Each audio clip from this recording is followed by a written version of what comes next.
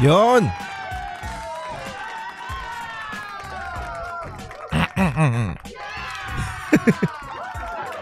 Kamusta kayong lahat mga pare? Ako nga pala si Paring RJ at welcome dito sa Paring RJ TV. Ayan, pagpasensyahan nyo ng aking boses. Dahil medyo, alam nyo na, pag singer kasi medyo... Joke lang.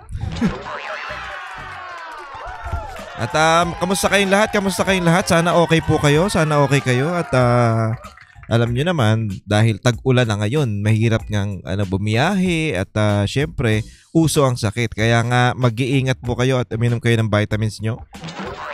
Kahit ako, hindi nainom.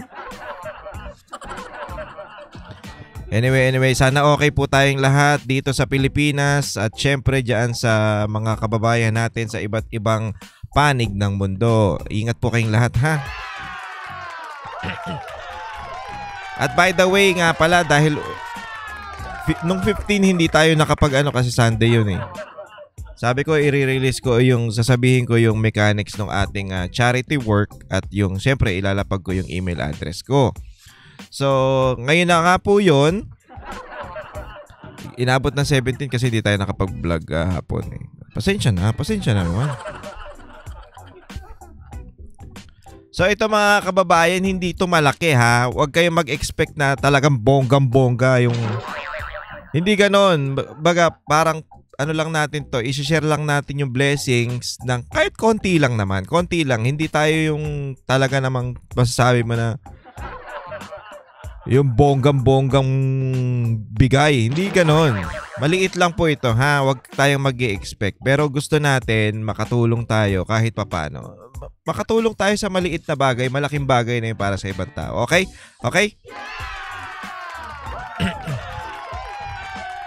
So sana naman yung iba kasi baka mamaya, eto malinaw tayo. Wala tayong hihingiin na pera. Hindi ako manghihingi ng pera sa inyo. Okay? Okay? Malinaw? Kasi baka mamaya meron dyang, alam nyo na, yung mga sindikato, mga scammer,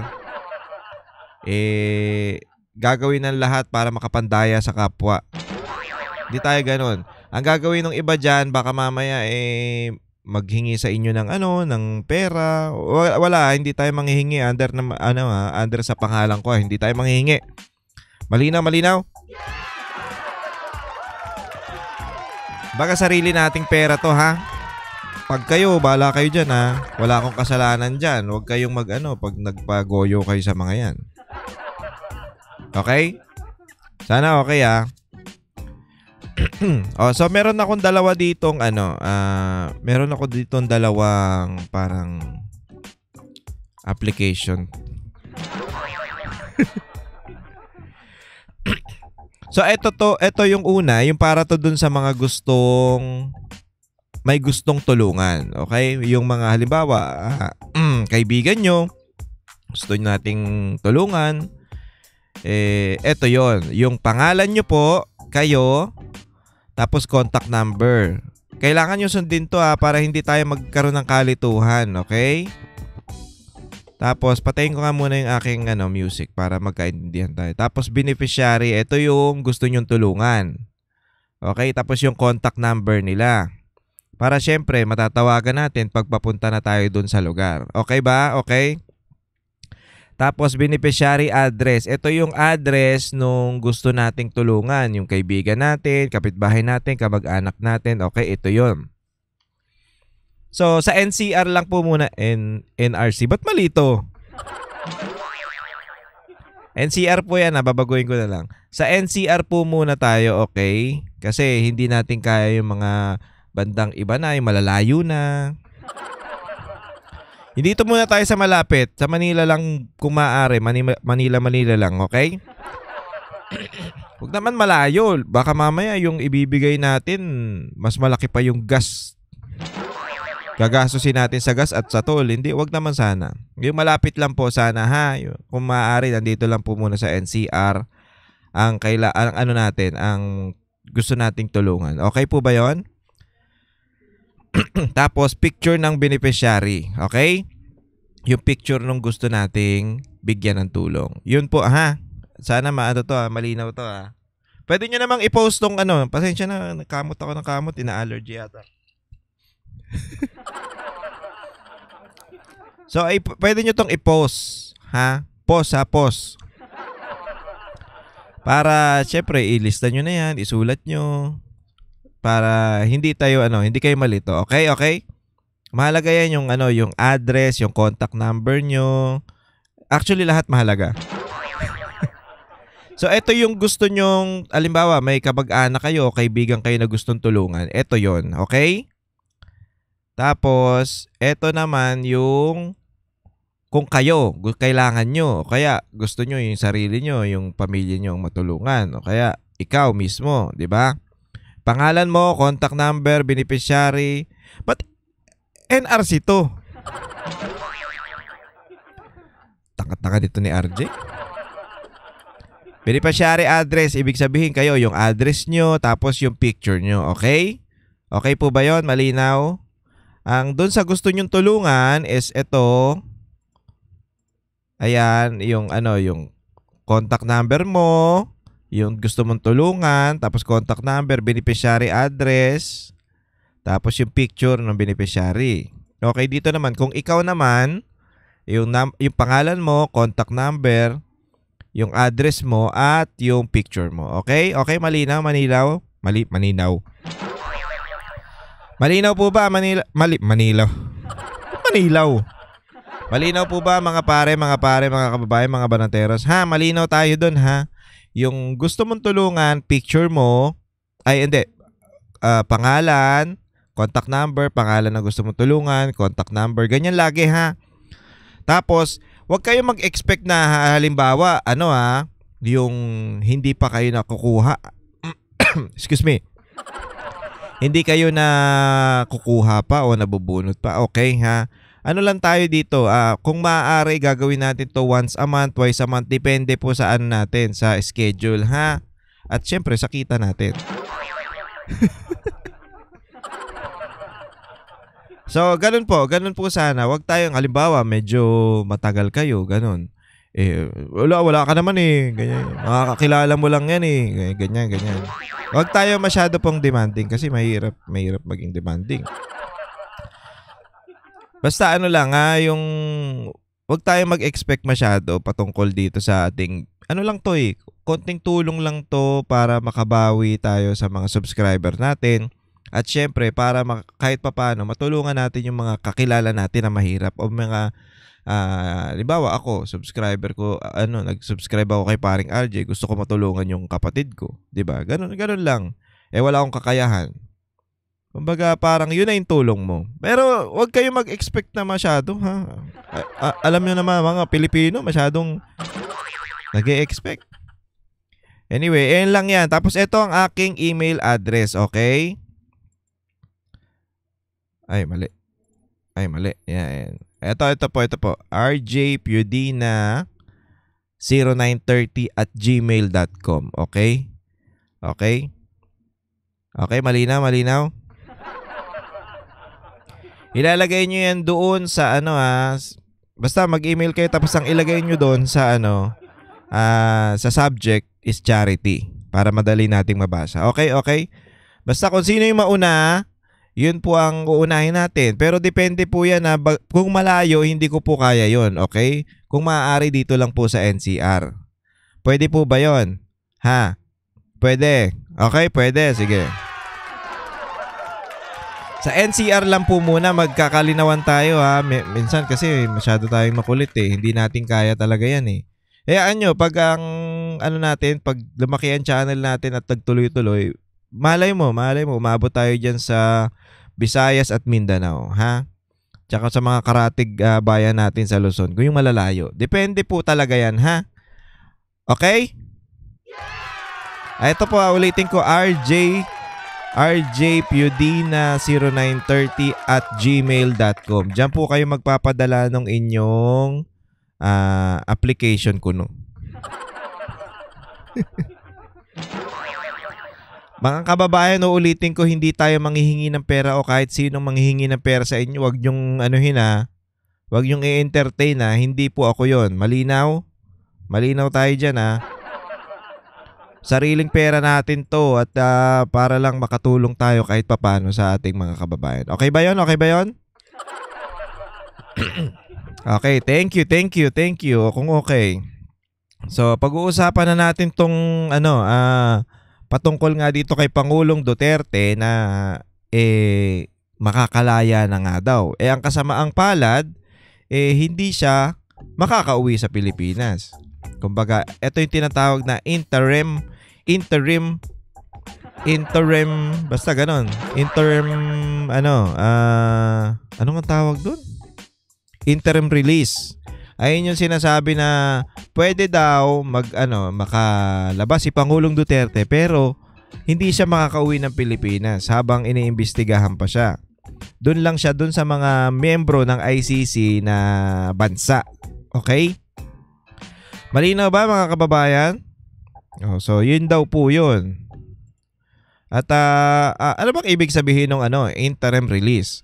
Ito is parang equivalent dito sa atin na parang rights to bail. Pwede ka mag-bail para makalaya ka muna habang dinidinig pa yung kaso mo.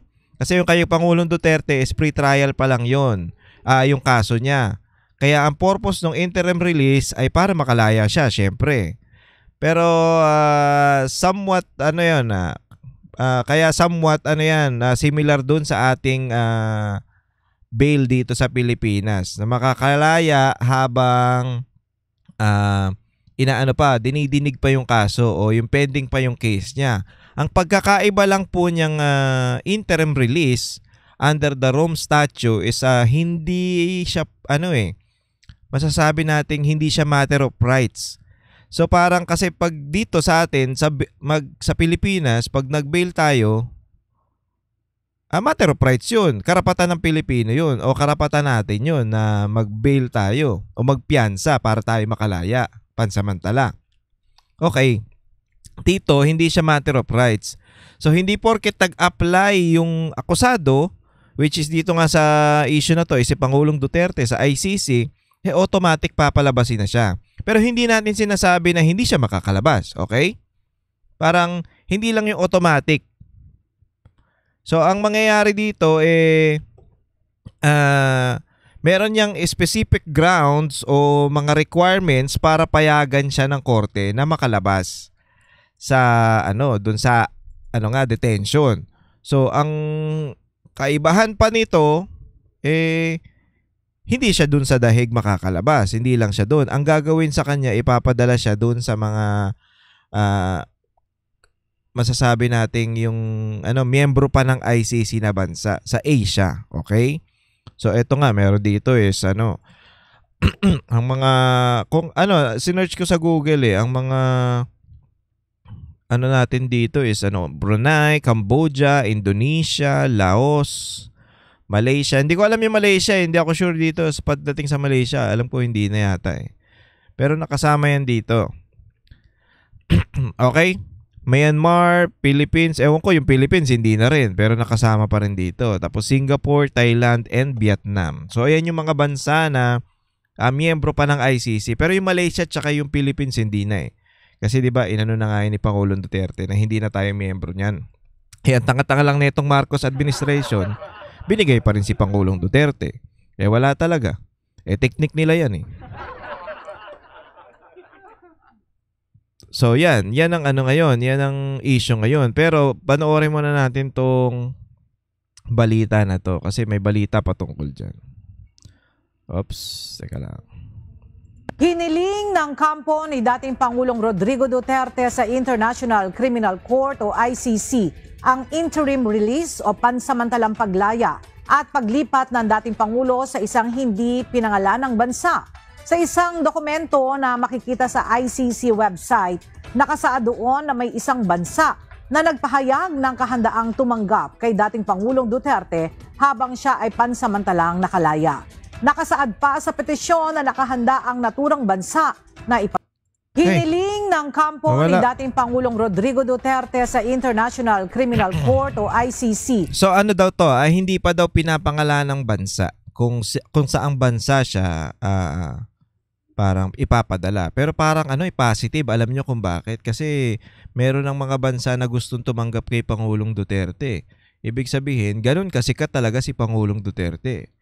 Kahit sila mismo, parang open sila na dito yan sa amin. Diba? Ganyan katindi yan. Kita mo naman. Ang interim release. Ang problema kasi dito sa sa administrasyon natin, hindi makuha ulit ni hindi mabawi ni Marcos kahit na sigaw ng taong bayan at galit na sa administrasyong to, hindi niya mabawi si Pangulong Duterte. Alam niyo kung bakit? Mapapahiya siya Lalabas talaga siyang sinungaling. Kasi nga naman, sabi niya nung una, hindi niya ibibigay. Tapos napadala doon. Imposible namang wala siyang hawak dyan, animal.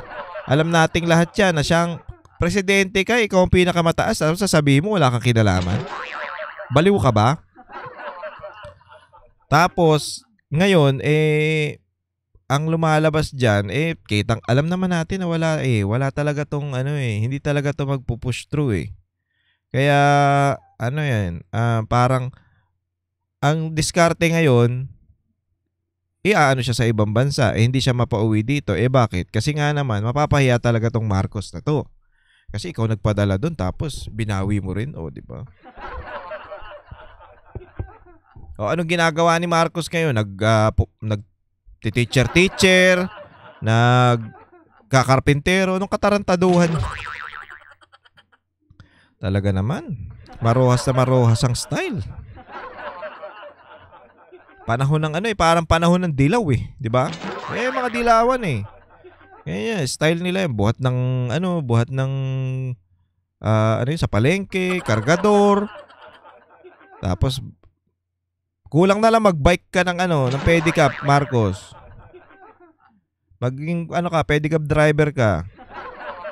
Agawa mo ng trabaho yan sila diyan. Para lang magmukhang magmukhang, alam mo yun, para magmukha kang makamasa. Gumagawa ka ng gawaing makamasa. Hindi Madungis ka, oo. Madungis ka, pero yung alam naman natin lahat na mayaman yan, pamilyang Marcos na yan. Kaya imposibleng gumawa ka ng mga ganyang bagay. Naku, tigil-tigilan mo kami. O pansamantalang paglaya at paglipat ng dating Pangulo sa isang hindi pinangalanang bansa. Sa isang dokumento na makikita sa ICC website, nakasaad doon na may isang bansa na nagpahayag ng kahandaang tumanggap kay dating Pangulong Duterte habang siya ay pansamantalang nakalaya.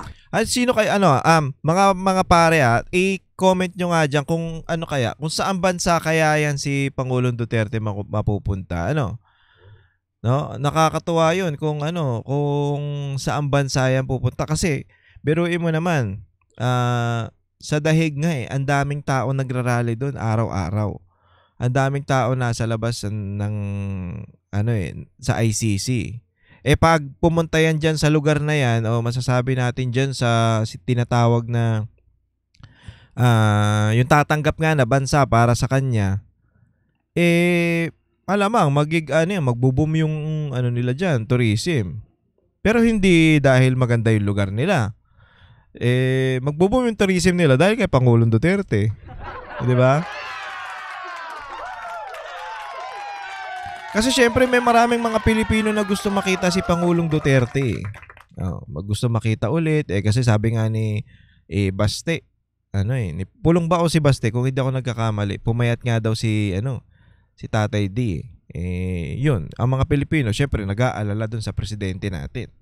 Kaya malamang once na napunta na yan dun sa ibang bansa o sa bansa na gustong tumanggap sa kanya, di malamang magpupuntahan ng mga Pilipino dyan at titignan ang kalagayan ni Pangulong Duterte. Yun, boom ang ekonomiya nila, boom ang nila, parang tourism.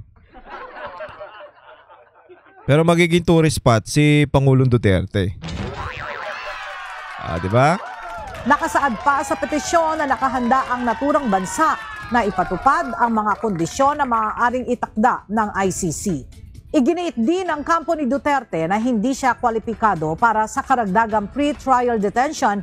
Ito yung pre-trial detention na to, yung Article 58(1)(b is yung parang parang kailangan ng parang kailangan pa ng pre-trial kasi baka daw tumakas o yung parang gumawa ng kakaiba. Ganon yan eh. Parang gagawin nila to para masigurado nila na hindi tatakas si Pangulong Duterte. Sabi nga ng kanyang abogado na hindi na kailangan. Kasi nga mahina na nga yung mama. 80 na yan eh, 80 years old na yan eh. So hindi na tatakas yan. Posible naman eh. Tsaka hindi niya gagawin yan sumusunod sa batas si Pangulong Duterte. Kaya nga ang galing-galing niya eh. Basta pag kung ano yung nasa batas, yun yung ginagawa niya. O di ba? Kaya posible na yung Article 58 yung 1B na yan na pre-trial detention. Hindi na kailangan yan kasi matanda na si Pangulong Duterte. So pwede dire-diretso na siya dun. Dahil wala siyang kakayahan na tumakas o makasagabal sa investigasyon. Dahil dito, hiniling ng kanyang legal team na agad siyang palayain sa ilalim ng mga kondisyong itatakda ng pre-trial chamber. O, diba? O, ganun yun. Ang galing. Sana ulit, no? Sana na talaga si Pangulong Duterte. Kumbaga mas mabilis yung yung paglaya niya. At hindi naman siya masasabi natin na lalaya talaga. Kumbaga uuwi siya sa Pilipinas. Pero magandang bagay na rin yan para hindi lang siya doon nakakulong. Hindi siya doon sa dahig. Sobrang layo kasi niyan. At ayun nga, yung sa Asia, di kahit papaano, mas madaling puntahan ng pamilya ni Pangulong Duterte. Excuse me. Mas madaling puntahan ng pamilya ni Pangulong Duterte. And mas okay din kasi pupuntahan ng mga Pilipino. Ang swerte ng mga Pilipino na nandun. At ang swerte ng bansa na yan kasi magbubumang nila, ang tourism. Biruin mo, ganyan kasikat si Pangulong Duterte. Kaya palakpakan natin yung kanyang abogado, kanyang legal team, at kahit pa paano meron tayong nakikitang pag-asa dito sa ating dating Pangulong Duterte. Bagamat hindi man siya nakapunta o makakauwi sa Pilipinas, magandang na rin yan, positive na rin yan para sa atin kasi kung tutuusin hindi nga dapat siya nandyan ngayon kahit papaano maganda yung mga nangyayari, hindi na kailangan ng kumbaga sa panahon ngayon kung ano yung meron o kung ano yung nandyan, mas okay na yun kaysa nandun siya sa dahig.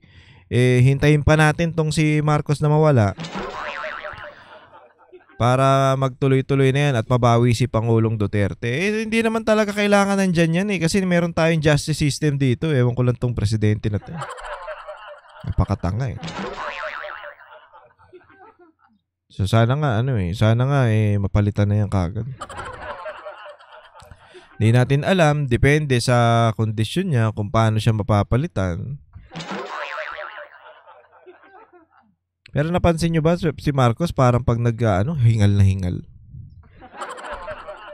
Pag nagsasalita. Ewan ko kung ako lang nakakapansin nun Wag naman sana. Sana maganda ang kalusugan ni Pangulong Marcos. Pero dapat pahinga na rin siya. Na siya. Kumbaga hindi ko na talaga kaya na parang ganon. Hindi ko na talaga kayang yung Pilipinas pagsilbihan ng mga Pilipino o pagpalakad ng Pilipinas. Bababa na ako, bibigay ko na kay BP Sara. Ganon, no? Ang ganda nun. Kaya nga alam nyo, napapansin natin ang nagtatrabaho lang dito sa si Sec Vince Dizon lang. Bakit? Malupit yan Talagang wala siyang pakialam sa pamumulitika, trabaho lang siya ng trabaho. Ganon sana yung iba. Lalo na to si Claire Castro, si Aling Claire. Pucha, lahat na lang Duterte ang focus Ano ka ba Binayaran ka para dyan sa mga Duterte para tugisin o laging banata ng mga Duterte. Ano to? Puro na lang ganon. Kaya mahirap eh. At syempre biruin nyo hindi lang naman ang nagtatrabaho dyan si Sec Vince Dizon. Taga lang hindi ko nalagay yung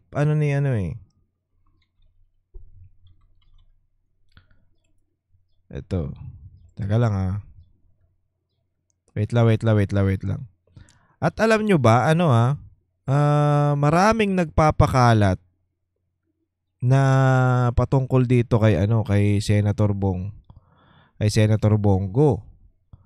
Alam nyo kung bakit? Kasi siya ang siya ang parang napipisa-pisa o nakikinita na na tatakbo sa 2028 Biruin nyo, meron siya mga Pakita ko sa inyo Teka, hindi ko nalagay Pakita ko sa inyo itong mga bagay na tinatrabaho talaga to si Senator Bongo. Ito. Ayan Ito, sinend lang to. Christopher Go. Ayan kamusta? Yung mga to, ito yung mga to, mga mga gumagawa ng mga account para sirain si Senator Bongo. Ito pa, meron pang isa. Ito malupit. Ano ba to? Uy, nawala. Ito, biruin mo to. Ito. Ayan Bongo Tesoro. Diba? Yung picture ni Senator Bongo sa original niya, ayan din yung yan din yung yun din yung picture dito sa mga mga dami account na to. Biruin mo naman at Nilda. Ayan pa lang maling-mali na yan Dito sa may taas, sa may baba ng pangalan ni Senator Bongo at Nilda.85. Ayan kagad yun Tapos meron ditong message, "Hi po, congratulations, you are one of my lucky fans that this year who won 15,000. Please send me your phone number so I can confirm your details." So ayan. Ito yung mga bagay na talagang tinatrabaho si Senator Bongo. Wag kayong magpapadala sa mga ganito Kasi pag nag-send kayo ng mga link diyan o yung mga picture, pag nag-click kayo, automatic yan, mayayari kayo. Ito mga to, para to dun sa kasi alam nyo, malakas si Senator Bongo Sobrang lakas Malakas talaga. Okay? Tapos, yan parang siya pa yung number 1. 'Di ba? Na senator natin sa Pilipinas. At siya ang natutunog-tunugan na para magiging tatakbo ng Vice President kasi nga, ang mangyayari si VP Sara presidente na. Tatakbo siya ng pagka-presidente. Ngayon, naghahanap tayo ng pwedeng maging Vice President. Si Senator Amy, ayaw natin dyan. Okay? So, kayo, kung gusto nyo, bahala kayo. Pero, hindi talaga Eto ngayon, si Senator Bongo ang nakikinita-kinita ng PDP laban o ng mga Pilipino. Sabihin na natin hindi na PDP. Mga Pilipino, kasi biruin mo naman, nag-number 1. Alam nyo kung bakit? Hindi to namumulitika, hindi to nagsasalita ng masama sa mga sa mga kung sino-sino, kahit nga kay Marcos Biruin mo, senador yan, hindi pinapasok dun sa Villamor o dun sa may airport, di ba? Tapos ito, tinatrabaho na siya kasi nga para habang maaga humina na. Ang lakas Biruin mo, number 1 sa sa pagka-senador. Saan ka pa niyan? Alam niyo kung bakit number 1 to? Kasi tumutulong kahit saan, kahit kanino. Biruin mo, parang hindi napapagod nga tong mama na to. Nakakaingit nga yung... Alam mo ako nasa 30 plus ako pero ewan ko, ang bilis kong mapagod. Hindi naman yung mabilis mapagod na pero mababa energy ko Itong mama na to iba. Biruin mo, walang absent to sa Senado Pupunta sa sa nasunugan, halimbawa sa Mindanao O kaya sa Visayas, pupunta doon. Pagkapunta doon, asikasuhin yung mga babalik ulit, papasok sa Senado. Ganun katindi. Hindi nyo ba alam kung gaano nakakapagod yung biyahe? Alam nyo, hindi naman nakakapagod ang ang pag nandun ka na. Halimbawa, pumunta ka ng halimbawa, papasok ako ng SMNI. 'Di ba? Hindi naman nakakapagod pag nasa SMNI ka na eh. 'Di ba? Nagtrabaho ko doon, 1 oras mahigit lang naman kami doon eh. Tapos, ang nakakapagod yung biyahe. Ang biyahe talaga nakakapagod. Parang mas mahaba pa yung biyahe doon sa pinasok mo eh. Yan ang nakakapagod dyan, yung biyahe. Eto, si Senator Bongo, biruin mo, pumupunta ng Cagayan, pumupunta ng Mindanao. Alam niyo kung gaano nakakapagod yun? Iba. Kahit sabihin mo na nasa nag-eroplano yan, pero hindi eh. Yung biyahe, paangat, pababa, sa land. Hindi naman pagbaba ng eroplano yan, nandun na kagad yan eh. Hindi, bibiyahe pa yan ng land. Tapos pagbalik niyan, ganun ulit. Tapos papasok pa sa Senado. Ganyan katindi. Huwag na tayong magtaka kung bakit number 1 tong mama na to. Kasi eto lang yung senador na makikita mo na talagang paikot-ikot sa buong Pilipinas. Wala kang makikitang ganyan. Pustahan tayo. Ayan lang yung senador na talagang masasabi mong paikot-ikot. Tataka nga ako dito. Ano kaya ba? Senator Bongo, ano po bang nyo? Vitamins. Pwede po bang makahingi? Hindi na hingi. Kumbaga na lang, pwede po bang malaman kung anong vitamins mo? Kasi full energy ka eh. More energy, mas happy. Hindi kaya Enerbon?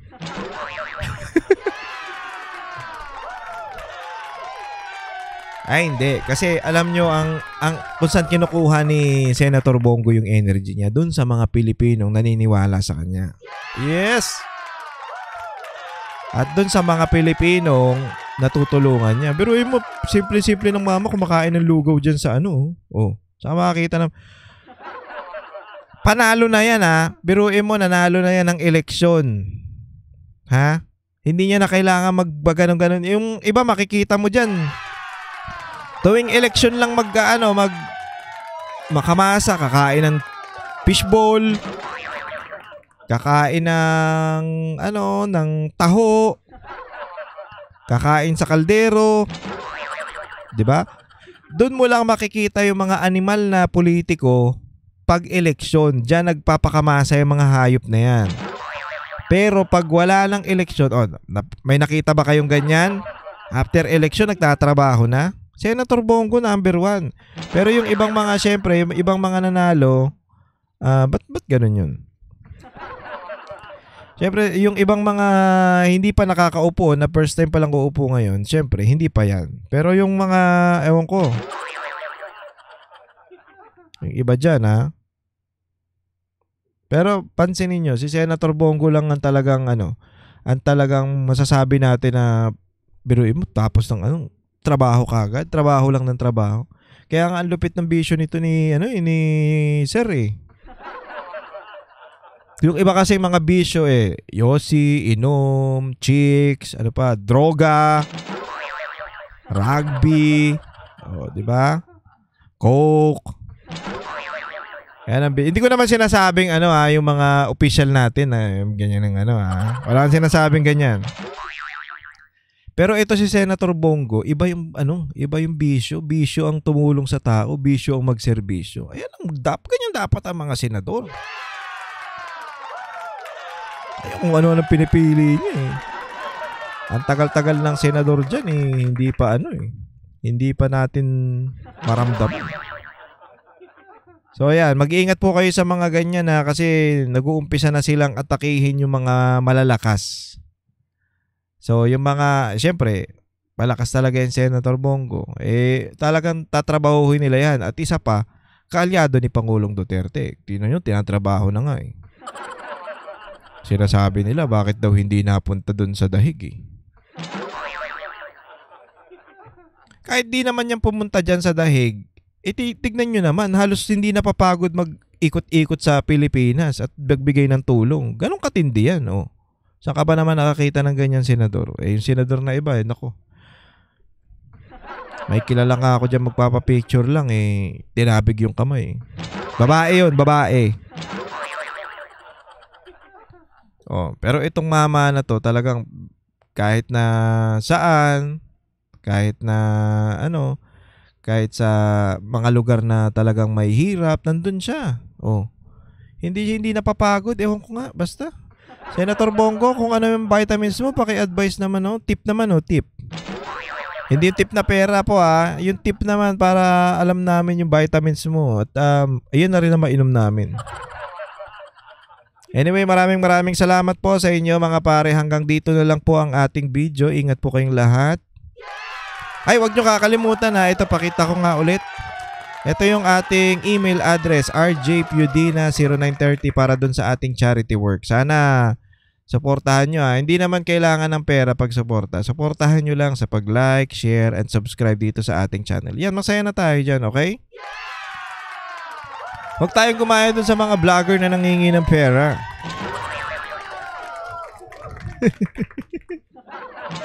Bato-bato sa langit, ang tamaan sa pool. Meron kasi mga vlogger dyan nangingi ng pera, di ba? Oh, yung mga wag tayong gumaya doon, hindi tayo ganun. Okay? Kasi yung mga yan hindi nagba-vlog yan para lang sa sa kunyari sa pinaglalaban nila. Baka nagba-vlog lang yung mga yan para doon sa pera kasi nanghihingi sila. Lalo na yung isang baklang dyan. Nako. Kilala nyo na sino yung mabaho yung bibig. Hindi naman sa mabaho yung bibig dahil literal yung bastos masyado. Puro mura na lang ginagawa. Huwag tayong ganun. Dahilangan dapat doon tayo sa argumento. Hindi naman kailangan magmura pagbabanat. Okay magmura pag nakamura-mura talaga. Pero hindi mo kailangan magmura ng magmura kung may babanatan ka. Hindi naman kami ganyan. Nagmumura ang banatero, so putangin ang yan. Diba? Pero hindi laging mura. Pinaikot mo na lang sa mura yung yung issue o yung binabanata mo. 'Di ba? Banata mo base dun sa issue. Huwag mong banatan yung tao mismo. 'Di ba? Yan si Marcos kabanat-banat talaga yan kahit may exception, walang iya. Anyway, mga pare, hanggang dito na lang muna ang ating video. Please like, subscribe, and share this video sa ating mga tropa para syempre madami tayo, mas marami, mas masaya. At wag niyong kakalimutan mag-subscribe Yung iba, maraming salamat sa aking mga maraming salamat po sa ito, mahinahon Wait lang. Maraming salamat po doon sa mga aking mga minamahal na subscribers. Salamat sa pag-subscribe. Hindi po ako galit, Kasi yung iba nood hindi nagsusubscribe. Ano ba? Pipindutin nyo na lang. Hindi nyo pa magawa. Pero maraming salamat po doon sa aking mga minamahal na subscribers. Yung iba ba dyan? Demanding. Hala. May nagsabi pa dyan tapatan mo muna si Banat Bay bago ako mag-subscribe. Ha? Bakit? Boss ko yan Ba't ko tatapatan? Pwede ko yan tapatan. Oo, pwede ko yung yung taasan. Pero bakit? Bakit ko gagawin? Tsaka hindi natin ugali yung masabi nating pagalingan. Hindi kami pagalingan sa Banateros. Iisa kami. Anong yun? Anong katarantaduhan yun? Sino ka man? Tapatan ko daw si Banat Bay. Ba't ko tatapatan? Amo ko nga yan. Ako editor niyan. Diba? Ayan, ako dati editor ni Coach Oli, ni Boss Dada, tapos ngayon si Banat Bay. Ba't ko tatapatan yan? Hindi, yari ako dyan. Ano tatapatan sa argumento? Hindi ko kaya yan, Hindi ko kaya yan kasi mas matagal na yan sa akin at isa pa, mas malupit yan sa atin. Kaya dito lang tayo sa mga mabababa o basta sa kaya natin. Kung ano tayo, yun lang tayo. Huwag tayo. Ano ba yan? Pagalingan? Hindi naman to pagalingan. Ito para sa bayan tong ginagawa natin. Kumbaga pag may maling ginawa ang gobyerno, marami tayong bumabanat. Hindi to pagalingan, ano ba? Pero sa mga mamahal ko, mga subscribers, maraming salamat po sa inyo, ha? Ang corny ang putya. Okay, sa mga hindi pa nagso-subscribe, mag-subscribe na kayo, ha, para mas marami tayo. Ano ba? Konti natin, oh. Oh. Kailangan marami tayo. Ang dami-dami natin nanonood eh. At by the way, ewan ko, nag-reapply na ako dito sa aking YouTube. Na kasi nga 'di ba naka-post ka to. Alam naman to, yung mga nanonood sa akin. Nag-reapply tayo. Sana mag-monetize na ulit, 'di ba? Kasi wala tayong kita dito eh. Pag kumikita na tayo sa YouTube, malay nyo, madagdagan yung ating charity work. Mas maganda, mas marami, mas maganda, di ba? Simple, ganun lang yun. Tapos i-video natin, pag na-video natin, syempre makikita nyo. I-like nyo at nyo na rin, i-share. Para naman mas maraming nakakaalam na pwede nating tulungan. Kahit maliit, okay? Maliit man yan, malaki, basta tumulong ka, pagtulong pa rin yan, okay? Maraming salamat sa inyo mga pare. Hanggang dito na lang muna ang ating video. Okay? Mag-ingat po kayong lahat and God bless you all. Para sa inyo po ito. Kami ang boses ng masa, hindi natatakot. Katotohanan lang, di kami nalulunod. Walang bahid ng sismis, lahat ay totoo. Kahit sino ka pa, pag mali ka babanatan ka. Walang pinipili kulay, wala kaming kinikilingan. Basta para sa bayan, kami lalaban. Pagdama palakpakan, pag mali banatan. Di matitinag, di matatakot, para sa bayan tuloy ang sigaw. Sa harap ng kamera, walang halong takot. Mga baluktot, lahat kayo'y tutumba. Ang hustisya at totoo, yun lang ang mahalaga. Kahit sinong harang, di kami matitinag. Walang pinipiling kulay, wala kaming kinikilingan. Basta para sa bayan, kami lalaban. Pag tama palakpakan, pag mali banatan. Di matitinag, di matatakot, para sa bayan tuloy ang sigaw. Kung nasa tama ka, ikaw ay aming kasama. Pero pag mali ka, handa ka na bang mabasag? Banateros kami, walang inuurungan. Dahil bayan muna, bago ang sarili.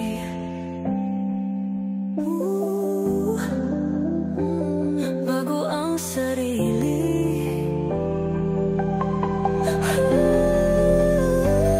Pag tama palakpakan, pag mali banatan. Banateros ang sigaw, katotohanan ang laban.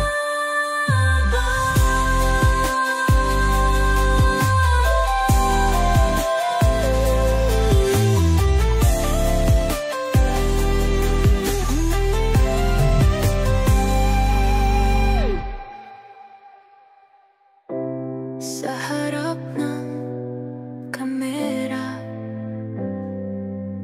walang halong